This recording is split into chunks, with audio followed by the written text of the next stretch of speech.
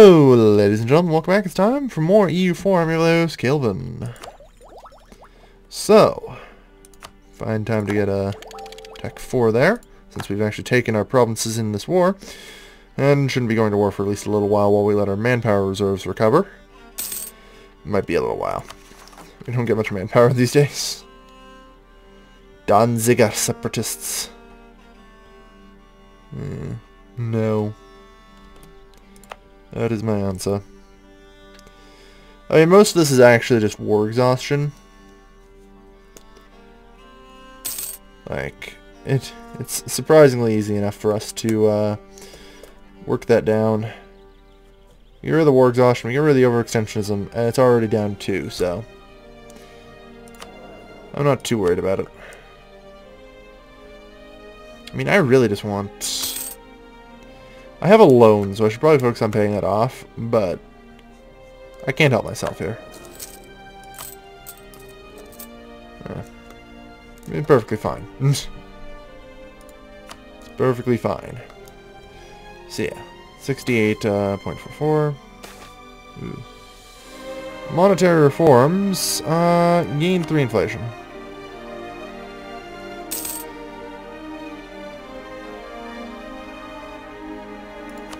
Yeah, a clergy state gain 5 loyalty is good.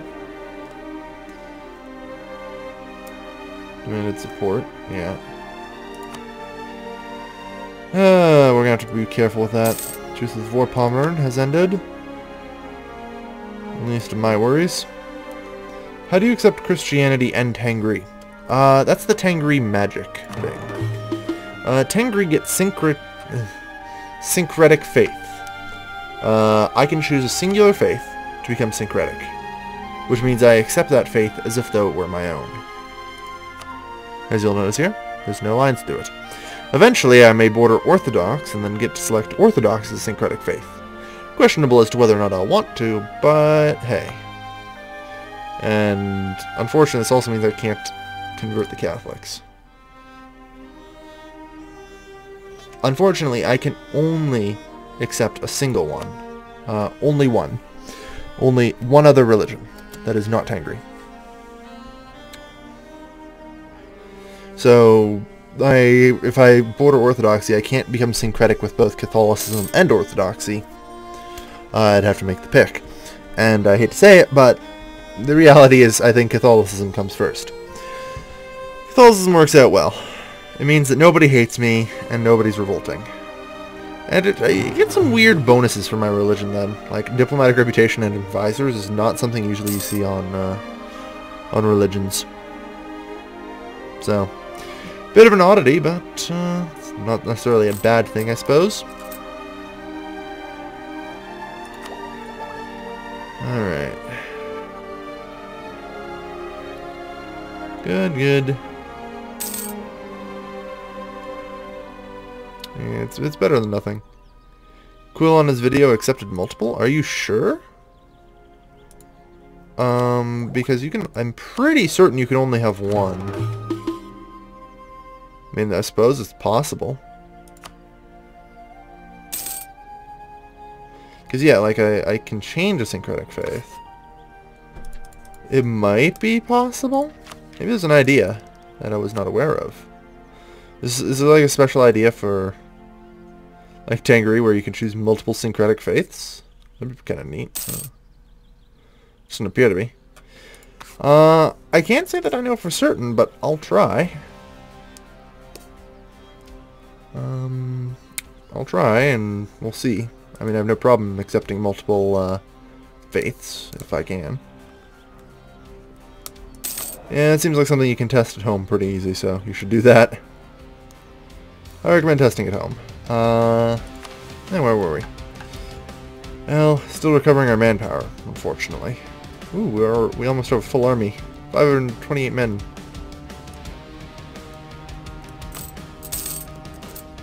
Alright.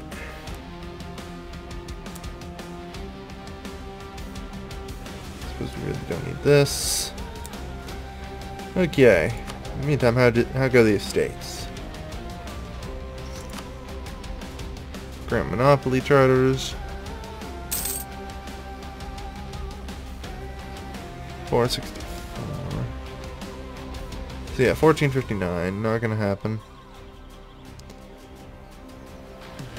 It's only used once every 20 years. Okay. So, that's unfortunate. Oh well. We're almost there. Just a couple more months. Ooh. Denmark and Finland, I think, Turkey, are fighting. That's actually pretty weaky in Denmark. I was thinking it'd be a bit better. Then again, I suppose that's the problem if you don't have naval superiority and you're Denmark. You're kinda sliced up pretty badly, huh? Yes, I guess that does make some degree of sense. Yeah. It's, not ideal, that's for sure. Alright. On the plus side, we might, for the first time in a long time, manage to get ourselves positive prestige. Personally, I think that's more of a miracle than anything else. Yep. I do really love being, like, Tangri, though, because you get all these fucking pagan bonuses, and it's just great. Administrative technology, you say? Don't mind if I do. Since we have our cores already in production. Yeah.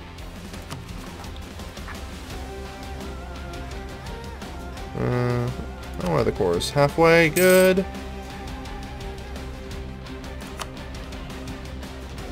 And war exhaustion, pretty okay. Everything is alright. Nominal. I doubt we're gonna get 800 manpower. Don't mind if I do. that is like a 7 months of manpower right there, so hard to complain.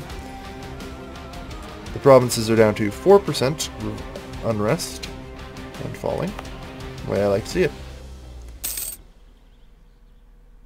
Yeah, separatism falls so quickly.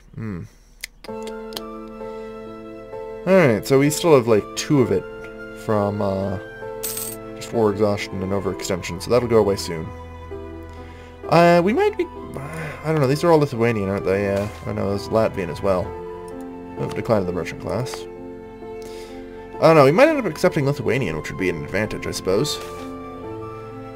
Of Kovno.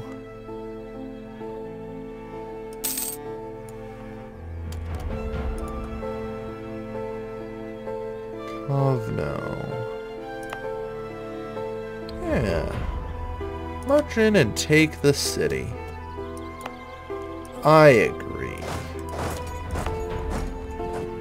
We march in and take the city, boys. Yeah. That's how it's done. Good. Alright, taken care of.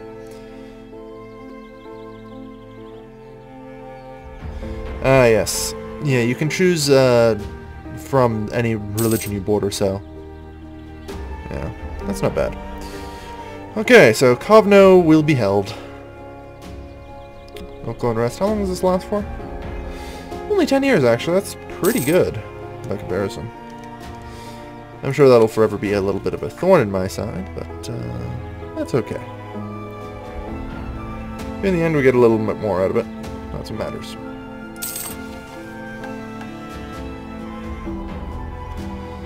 Sadly, the one thing that kind of does suck about playing the random world is there's no formable nations or anything, so your decision list looks a little bit bare, which always kind of sucks. Oh well. Foreign drill instructor available. Yeah, recall the diplomat. I don't know. I don't think I have enough money for this, really. No positive prestige for us. No positive prestige for us. I'm a responsible adult who's going to pay off his loans before spending all of his money. I'm just that boring.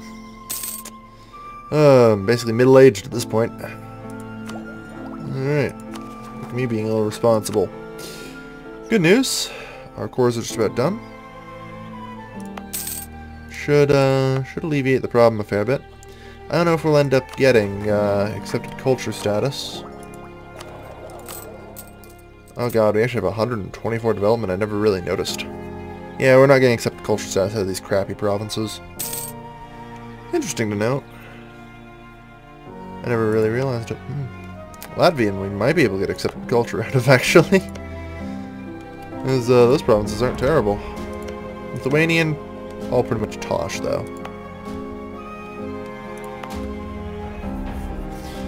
Alright. Somajitia.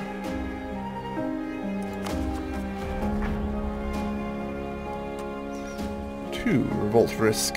Yeah, excellent. Last of our war exhaustion's also finally gone away. Good. And the last bit of our overextension here will also go away soon. How much does it develop to develop your capital? Pretty cheap, I suppose. It's a pretty well-developed capital as is. Capital city. Minus 6.2 due to 124 development. So, surprisingly still quite expensive. You need to have, I think, a lot of development elsewhere before your capital becomes really cheap to develop. And even then, I mean, it's really only an extra 10, 20 development you can get over everywhere else. If that, so I don't know necessarily if it's worth it. But okay, Matau and Kovno. Oh, the clergy are starting to demand things now, are they? Alright, very well. I will give the clergy hold of Kovno.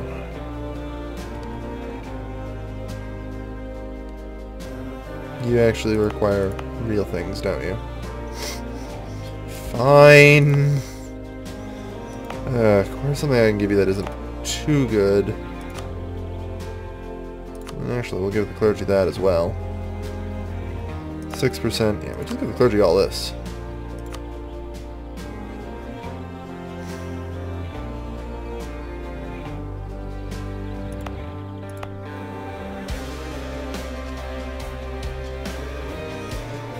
Maybe. I just want to find, like, crappy provinces to give them. Everybody's already got that. Clergy, there you go. Okay, so the clergy's demands have been met. They have 12% of the country.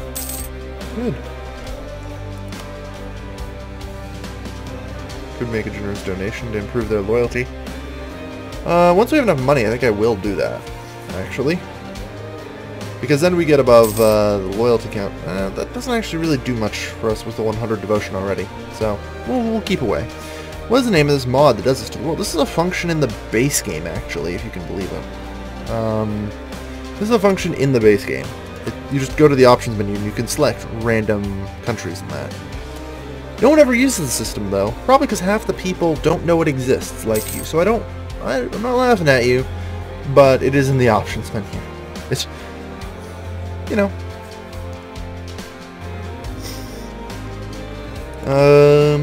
Yeah, I think a lot of people just don't know it exists, unfortunately. Alright, down to -1. This is doing alright. Friendly troops minus 3.25, taking care of most of it already.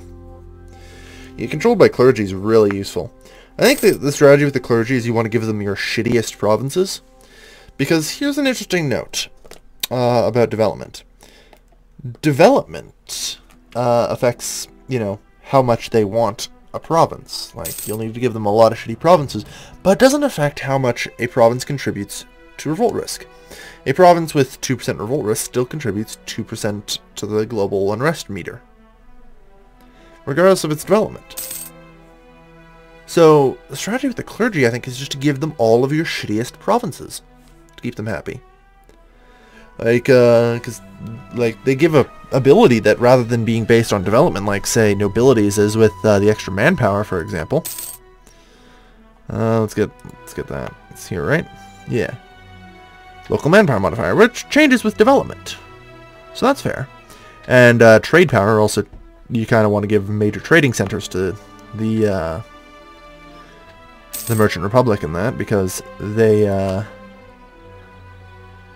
yeah, local trade power is 50%. I'm actually going to give this to the Merchant Guild anyway, even though I don't have to. Because local trade power plus 50% here is actually kind of good. Actually pretty freaking good. Controlled by burghers, plus 50%. Yeah. So, you know, Yeah, I could do that. Because that's an extra, like, 10 trade power there. So, that's actually a reasonable thing to do, even with the estate set up. What happens to Merchant Guild and Clergy when they get strong? You just become a noble republic. I don't know what happens to the rest of the estates. You can revoke estate land, so maybe the estates get reset at some point. But I doubt it. Clergy are fairly influential, which is kind of concerning. But I'm going to make a generous donation. So that way they're nice and loyal to me.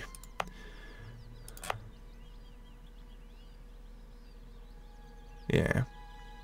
You get +2 missionary strength in provinces as well, if they're above 60% loyalty. That's good to know.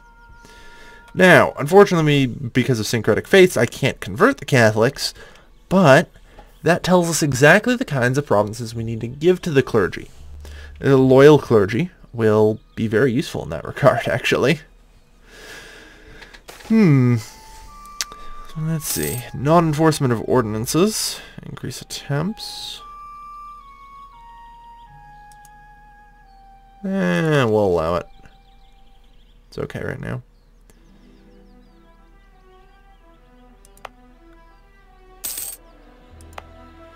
Yeah, kind of sucks, but we'll get the autonomy down slowly. So, yeah, definitely interesting to see. The additional bonuses you get for having them above 6% loyalty is good. So you do want to try and get them if you can.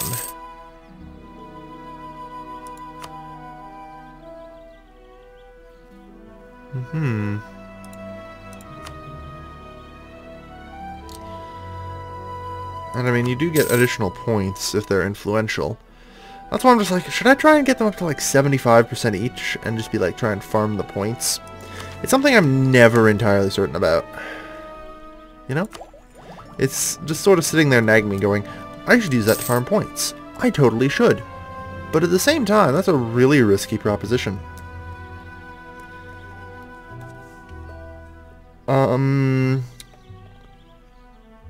No, clergy decreases tech thing. I think it actually increases. Actually, can I view the effects of the disaster? It's here, right? Technology cost and reduction of tolerance and increased idea cost. Like I said, I think actually the whatchamacallit is the Merchant Guild will just turn you into a Merchant Republic or something. If you fail, I think there's like it turns into a disaster that you can either fail and change government type, except I think with the clergy you don't change government type. I'm not sure about that. I haven't actually allowed a disaster to happen yet, so, and I don't intend to, so I'm just speculating. This is really all I can do, unfortunately. Yeah, Galoga infantry. Rather hard to do anything but speculate on that.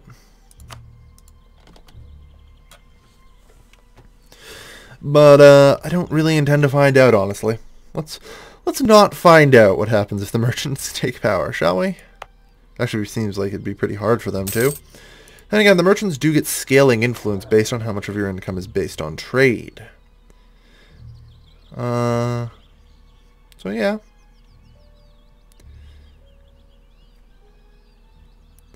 Hi, Zerscarali. Anyway, we're going to end today's episode here. We're doing alright. We've managed to quell the revolts in the new lands. Even Kovno, despite the fact we marched in and took the city over. Which is pretty okay by me. So, yeah, not bad. Wales is taking over everything. Wales versus the Lowlands. Who will win? Biera is trying to gather itself. Romandia is still being that. What? Was Moldavia always that big? I don't think they were. Yeah, there was a Wallachia somewhere, and then they ate the Wallachia. Interesting. And I see Caucasia's getting longer and thicker. Just the way I like it. Anyway, that's going to do it for today, folks. Oh, wow, they actually converted to Orthodoxy. They used to be Shiite. Oh well. Thank you everybody for watching. This has been your lovely host, Galvin. signing off.